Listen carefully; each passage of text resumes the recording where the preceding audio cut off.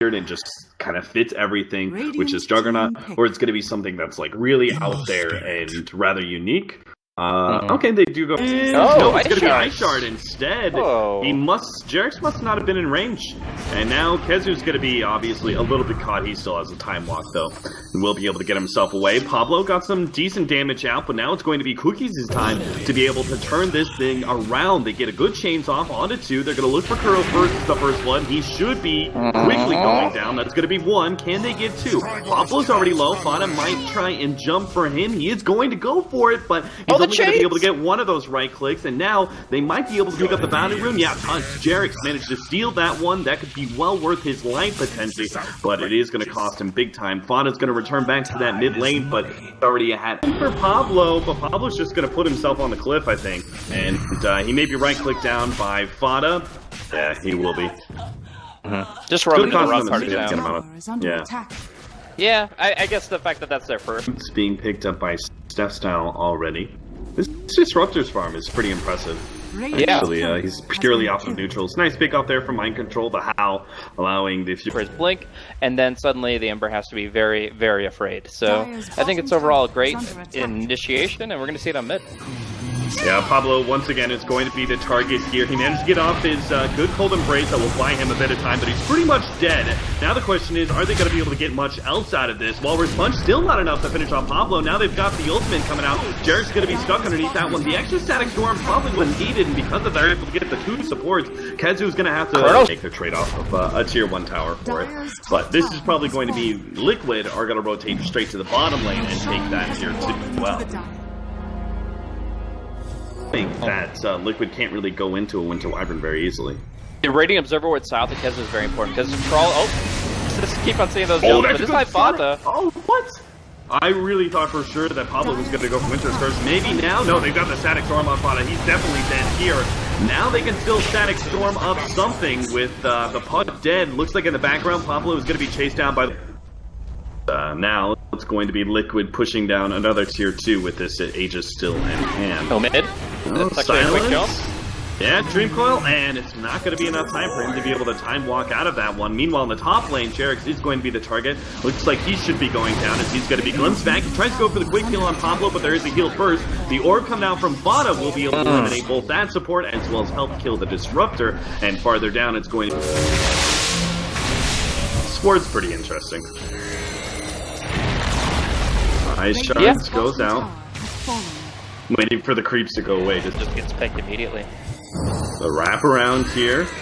Ezra's going to jump in. Chronosphere is... Cookiss comes out first. Now the Static Storm is going to be laid down, but it's already too late. The initiation has failed. The Snowball is going to go out, being able to save Kuro out. They will be able to get a time walk away as well on the left-hand side. Matamba Man's going for the big carries. He's already taken out the Invoker, and now it's going to be controlled up by Pablo, but the minions are going to do their work. They're going to run down Pablo in return.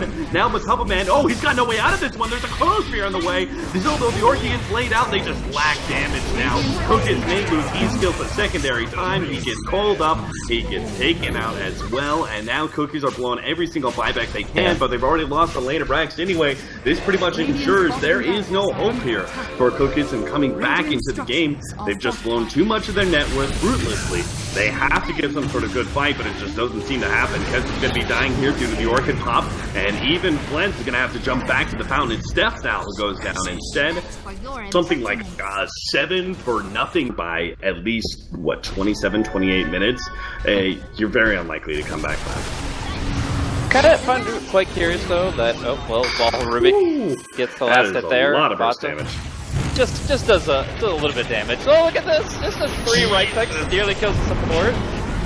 They will manage to get good Deafening Blast. They still manage to kill the Disruptor, and now the Snowball save, or at least attempted save, it's not even needed. Fana managed to get himself out. E-skills almost goes down. They had to use the Winter's Curse to just lack the kind of staying power. It's the problem with Ember Spirit and Faceless Void on the same team, is that they both seriously lack damage. Tankiness now, a heart, a mech, they're good to go.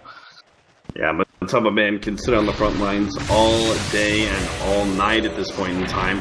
In bottom lane, trying to block out, just get a little bit of harassment damage. He will be glimpsed back into play, but missed out the kinetic field, and Jerix can walk himself out. He still have the Snowball anyway. In fact, they're going to try and go for E-skills here. They do have the Counter Ward laid out. They pick him off.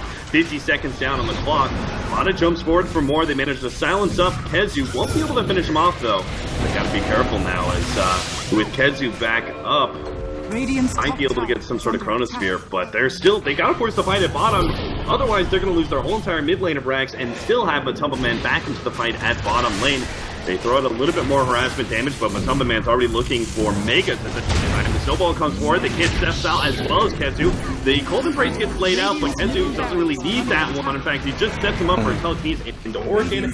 That will be the game. Cookies will lose against Team Liquid, who maintain a very clean 10-1 record here on the Weplay EU West. So, another relatively quick game from Weplay, but I feel like this game had a lot of depth to it. There was a lot of potential for Cookies to bring it back. That comeback gold was so close they could taste it, but I feel like Liquid just played crisp. They knew that their weaknesses, they were able to play around it. The divide and conquer play they made for the tier 2s was really strong. The execution there from the Nature's Prophet, definitely the play of the game, just that silence. I mean, essentially,